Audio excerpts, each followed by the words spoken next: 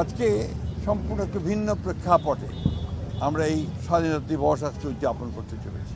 এই নেতার নেতৃত্বে বাংলাদেশ অবশ্যই একটা গণতান্ত্রিক সুখী সমৃদ্ধ বাংলাদেশে পরিণত হবে এই বিশ্বাস আমাদের সকলের আছে।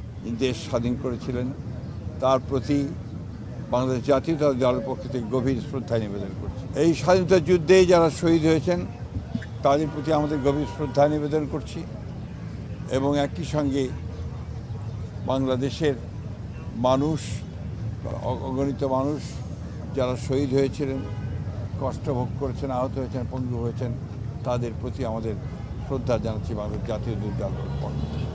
আজকে সেই সূত্রে স্মরণ করতে চাই বাংলাদেশের প্রথম নারী মুক্তিযোদ্ধা দেশনেত্রী বেগম খালেদা জিয়াকে, যিনি সেই যুদ্ধ থেকে শুরু করে তার জীবনের শেষ দিন পর্যন্ত এই দেশের মানুষের জন্য, স্বাধীনতার জন্য, গণতন্ত্রের জন্য সংগ্রাম করেছেন, লড়াই করেছেন। আমরা বাংলাদেশ জাতীয়তাবাদী দলের পক্ষ থেকে তার প্রতি গভীর শ্রদ্ধা নিবেদন করছি। আজকে সম্পূর্ণ একটু ভিন্ন প্রেক্ষাপটে আমরা এই স্বাধীনতা দিবস আজকে উদযাপন করতে চলেছি।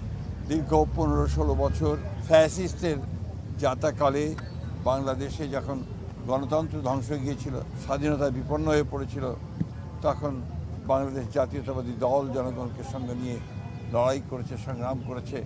প্রায় 60 লক্ষ মানুষের বিরুদ্ধে মিথ্যা মামলা হয়েছে, 20,000 মতো নেতাকর্মী তারা শহীদ হয়েছেন, প্রায় 1700 নেতাকর্মী গুম হয়ে গেছেন। সমস্ত নির্যাতন নিপীড়নকে উপেক্ষা করে বাংলাদেশের মানুষ লড়াই চালিয়ে গেছে এবং সবশেষে জুলাই অভ্যুত্থানের মধ্য দিয়ে, ছাত্র জনতার অভ্যুত্থানের মধ্য দিয়ে বাংলাদেশ আবার নতুন করে একটা গণতান্ত্রিক ব্যবস্থায় ফিরে পাওয়ার সুযোগ সৃষ্টি করেছে।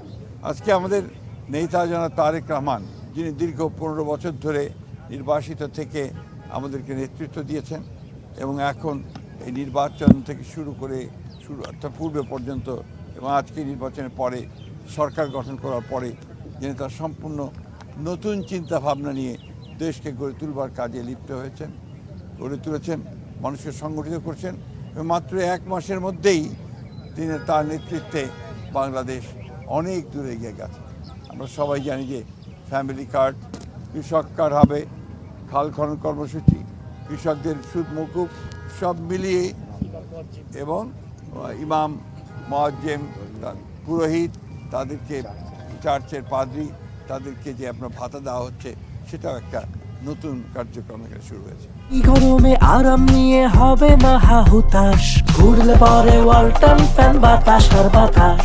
আমরা জনাব তারেক রহমানের প্রতি অত্যন্ত সারা দেশের মানুষ তারা আশাবাদী, আস্থাশীল এবং এই নেতার নেতৃত্বে বাংলাদেশ অবশ্যই একটা গণতান্ত্রিক সুখী সমৃদ্ধ বাংলাদেশে পরিণত হবে এই বিশ্বাস আমাদের সকলের আছে। আমরা আজকের দিনে দেশবাসীকে, জনগণকে আমাদের দলের পক্ষ থেকে আমরা আন্তরিক শুভেচ্ছা ও অভিনন্দন জানাই।